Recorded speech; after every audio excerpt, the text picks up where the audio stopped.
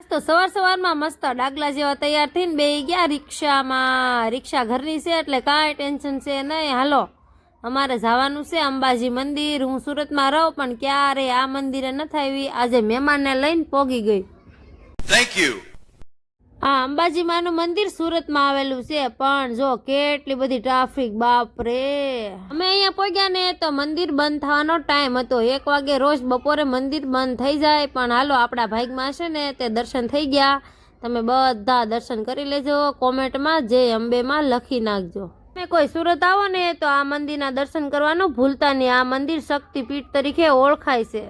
દર્શન કરીને બહાર નીકળ્યા તો મેં સોડા લઈ લીધી. જીયાંશભાઈ અમારે કેટલા દિવસથી કહેતા હતા મારે આઈફોન લેવો, પણ જો જીયાંશભાઈ સુખનો સૂરજ ઉગાડી દીધો, આઈફોન લઈ લીધો. શાબાશ.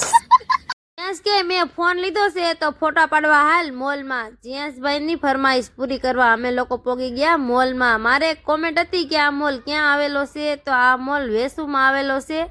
પોગી જાજો હાલો. અમે તો પોગી ગયા. પાણી જોઈને મને દરિયાની યાદ આવી ગઈ. અહીંયા જો પણ એવું જ હતું, હોડકા હાલતા હતા મોલની અંદર. મોલ એટલો બધો મોટો છે અને કેટલી મજા આવે. અહીંયા આખો દિવસનો ટાઈમ હોય ને તો જવાય. અમે લોકો 2 વાગ્યાના આવ્યા હતા પણ કેમ 4 વાગી ગયા ખબર જ ન પડી. હવે અમારે અહીંથી નીકળવાનું છે પણ જીયાંશ કે મમ્મી હજી થોડીક વાર ઊભી રહેની. જીયાંશને આ લીપ જોવાની બહુ મજા આવે. જીયાંશભાઈની ખુશીમાં અમારા બધાની ખુશી.